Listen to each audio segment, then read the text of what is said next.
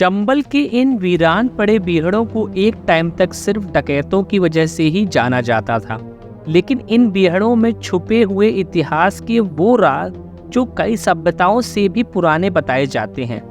मध्य प्रदेश के मुरैना जिले से 35 किलोमीटर दूर पड़ावली गांव में एक पहाड़ी है, जहां 25 एकड़ के क्षेत्र में कुल लगभग छोटे बड़े मिलाकर 400 से अधिक मंदिर हैं, जिनमें से कुछ मंदिर तो खंडर हो चुके हैं। तो कब और किसने बनवाए थे ये मंदिर, और कैसे ये मंदिर खंडर बने, और कैसे इन मंदिरों में फिर से जान डाली गई, ये पूरी की पूरी कहानी को जानने के लिए आज हम जा रहे हैं मुरैना के पड़ावली गांव में, इस मंदिर के इतिहास को जानने और आपको दिखाने के लिए। तो चलिए चलते हैं मंदिर की तरफ। स्वागत है आपका चंबल के इन वीरान बीहड़ों में, जहां पर एक समय तक डकैतों का राज हुआ करता था और यहां पे पुलिस तक आने में डरती थी।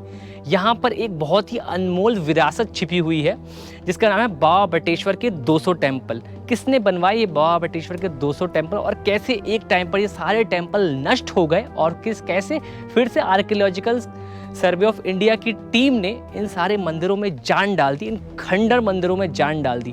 तो इन सब बातों को आज मैं आपको इस बाबा बटेश्वर एक्सप्लोर सीरीज़ में बताने वाला हूं, तो इस वीडियो को आपको पूरा देखना ज़रूर बनता है। तो चलिए चलते हैं, शुरू करते हैं बाबा बटेश्वर के इस सफ़र को, जिसे हम इस रास्ते से होते हुए हम मंदिर के प्रांगण में पहुंचेंगे। ये कहीं मेन एंट्रेंस रहा होगा इस मंदिर का। ये 2 स्तंभ आपको दिख रहे हैं, और इसके अगल बगल में भी घंटी है, कुछ भगवानों की मूर्तियाँ जो थोड़ी बहुत खंडित हो रखी हैं, बाकी बैल का सिंबल बना हुआ है यहाँ पर। ऊपर त्रिशूल है, जो सेम सिंबल यहाँ भी है, लाइटिंग में शायद आपको अच्छे से दिखेगा। ये बैल है, बैल के ऊपर त्रिशूल है, त्रिशूल में डमरू है। तो इस तरीके से पूरा ये स्ट्रक्चर बना हुआ है यहाँ पर। इस समय पहुँच चुका हूँ मंदिर के प्रांगण में, जहाँ पर आपको सारे पीछे मंदिर दिख रहे होंगे। यहाँ पर टोटल 200 मंदिर थे, जिसमें से 80 से 90 मंदिर फिर से आर्कियोलॉजिकल सर्वे ऑफ इंडिया की टीम ने तराश कर उन खंडित और खंडर मंदिरों को फिर से खड़ा कर दिया है। और ये सारे मंदिर लाल बलुआ पत्थर से बने हुए हैं।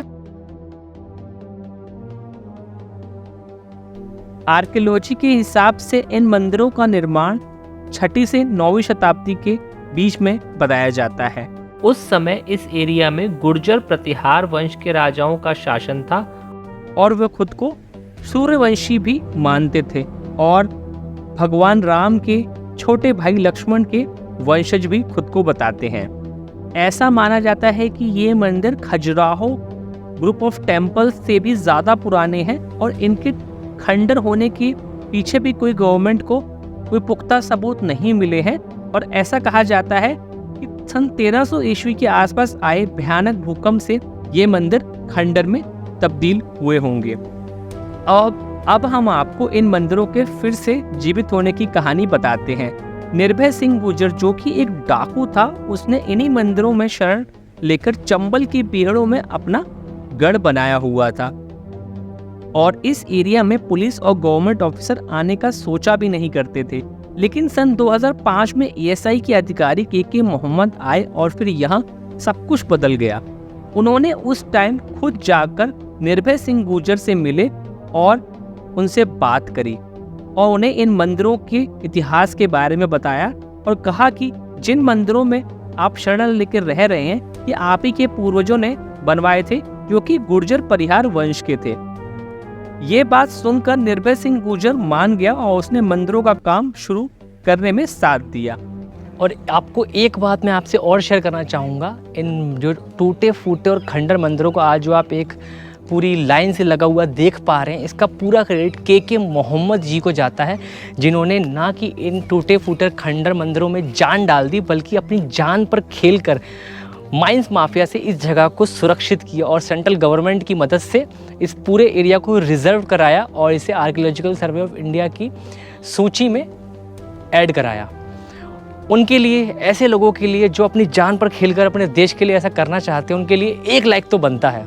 चलिए मैं आपको अब इन मंदिरों का टूर करा देता हूँ कि कौन कौन से भगवानों की मूर्तियाँ इसमें स्थापित हैं, और एक बार हम इनके अंदर का स्ट्रक्चर भी देख लेते हैं कि और पार्क करीब से कि ये कैसे बने हुए हैं ये बटेश्वर के ये मंदिर। इसके पीछे भी ऐसी 6 के 3 लेयर्स हैं, आगे भी 6 हैं और पीछे भी 6 हैं, उसके पीछे भी 6 हैं, 6-7 हैं। और ऐसे ही एक एक फ्लोर पे बने हुए हैं। अगर आप देखेंगे ढंग से तो आपको दिखाई देगा। मैं अभी 2nd फ्लोर पे हूँ, वहाँ 1st फ्लोर पे मंदिर है, ये 2nd फ्लोर है, वो 3rd फ्लोर है, उसके पीछे 4th फ्लोर है और 5th फ्लोर भी है। तो यहाँ एक एक सीढ़ियों पर चढ़ के हमें कुछ 4-5 सीढ़ियों चढ़ के हमें अलग अलग फ्लोर पे जाना होगा, अलग अलग मंदिरों के। और इन सब मंदिरों का साइज़ लगभग सेम है और इन सब मंदिरों में लगभग शिवलिंग ही स्थापित है। तो जिनमें शिव जी के यहाँ पर ज़्यादातर मंदिर है और कुछ मंदिरों में यहाँ पर आपको विष्णु, ब्रह्मा, महेश की मूर्तियाँ भी दिखेंगी और कुछ भगवानों की मूर्तियाँ भी आपको यहाँ पर देखने को मिल जाएंगी। तो हम चलते हैं कुछ ऊपर के सबसे ऊपर वाले फ्लोर के मंदिरों में मैं आपको लेके जा रहा हूँ। वो मुझे कुछ ज़्यादा ही बड़े दिख रहे हैं आगे वाले मंदिरों से, और ये कुछ ज़्यादा ही बड़ा मंदिर है। अगर आप ढंग से देखेंगे तो इसकी हाइट बहुत ज़्यादा है और इसमें जो शिवलिंग है वो और शिवलिंगों के मुकाबले बहुत ही बड़ा है। और इसके अंदर शिवलिंग के अलावा यहाँ पर कुछ दीवारों पर मूर्तियाँ भी बनी हुई हैं, आप देख पा रहे होंगे राइट हैंड साइड में। तो इस समय मैं सबसे टॉप पर आ चुका हूँ, आप देख पा रहे होंगे। ये आगे थोड़े से पेड़ पौधे हैं, इन्हीं के रास्ते हम फिर से नीचे चले जाते हैं।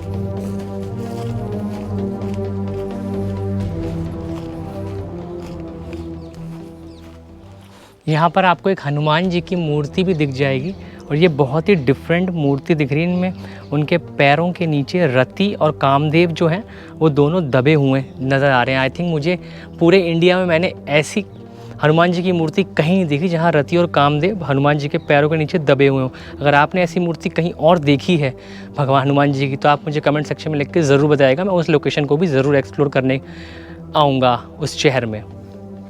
तो चलिए आगे चलते हैं, और भी बहुत सारे मंदिर हैं। और एक ऐसा मेन यहाँ पे, इन सब मंदिरों में तो यहाँ पे पूजा नहीं होती है, लेकिन एक मंदिर यहाँ पे है जहाँ पर आज भी शिवलिंग पर जल चढ़ाया जाता है। तो वो थोड़ा सा आगे है। तो बाकी सारे मंदिर सेम हैं, उनको मैंने आपको 1-2 दिखाए हैं सैंपल के तौर पर। लेकिन आगे अंदर आप अगर आएँगे तो यहाँ आप अगर अंदर आके देखेंगे ये कुछ बड़ा भी है और ये इसकी छतें भी बहुत फिर से मजबूत बनाई गई हैं। यहाँ अंधेरा है लेकिन ये बहुत ही अच्छा कंडीशन में इन्होंने फिर से खड़ा किया है इस मंदिर को। अगर आप देखेंगे तो आपको यहाँ सब दिखाई देगा फिर से। लेकिन यहाँ और अंदर भी छोटे छोटे ये आप देखेंगे तो कोठरियाँ टाइप से बनी हुई हैं। यहाँ पे भी शिवलिंग है, इनको छोटे छोटे मंदिर बोल सकते हैं आप। बड़े मंदिर के अंदर मोस्टली यहाँ शिवलिंग्स हैं, तो ये शिव टेम्पल हो सकता है। और बाहर अलग अलग कलाकृतियाँ हैं, देखिए दीवार पर अलग अलग अवतार हैं भगवानों के, गणेश जी या उनके आसपास कुछ अलग अलग अवतार, कुछ खंडित हो चुकी हैं, कुछ सजीव हैं। तो ये है मेन शिवलिंग। ये अंदर अभी शिवलिंग की पूजा हो रखी है, उन पे फूल वूल भी चढ़ाए गए हैं शिवलिंग पे। पीछे के प्रांगण में आया हूँ तो यहाँ पर आपको बहुत सारे खंडित मंदिर दिखाई देंगे, जो अभी इनका काम अभी स्टॉप है, लेकिन ये कह रहे हैं कि ये फिर से स्टार्ट होगा और फिर से इन बाकी के जो खंडर मंदिर हैं, जो बस टुकड़े रह गए हैं, तो इन सब टुकड़ों में जान डाली जाएगी और फिर से यहाँ पे पूरे के पूरे बाबा बटेश्वर के 200 मंदिर एक साथ आपको दिखाई देंगे। मे बी आज नहीं तो कल नहीं तो थोड़े टाइम में, बट ये मंदिर फिर से अपनी उसी शेप में आएंगे जैसे ये पहले एक टाइम पे हुआ करते थे। तो ये है बाबा बटेश्वर के सारे मंदिर जो आप देख रहे हैं। तो ये एक बहुत ही टफ टास्क है कि आप इन सारे टुकड़ों में से सही टुकड़े को चूज़ करना और उसको एक एक पत्थर को एक के ऊपर एक प्लेस करके ये भी पहचानना ये कौन सा टुकड़ा किस मंदिर का होगा और उसको किस हिसाब से एक शेप में एक के ऊपर एक रखना है। तो ये था पूरा इतिहास बाबा बटेश्वर के मंदिरों का। इसमें आपको कौन सी जगह, कौन सी बातें इस मंदिर की सबसे अच्छी लगी वो मुझे आप कमेंट सेक्शन में लिख के ज़रूर बताइएगा। और आज यहाँ की जितनी भी अच्छी अच्छी पिक्चर्स होंगी वो अपने इंस्टाग्राम पे डालने वाला था, उसके लिए आप मुझे इंस्टाग्राम पे फॉलो भी कर सकते हैं। मेरा इंस्टाग्राम हैंडल है दीपक_4 और वहाँ पर आप मुझे नए नए ट्रिप्स के लिए सजेशंस भी दे सकते हैं।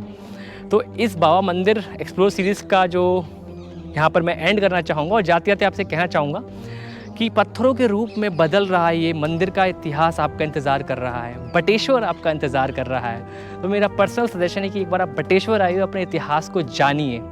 मिलेंगे आपसे किसी और रोमांचक सफ़र पर, तब तक के लिए happy and safe journey. Bye bye.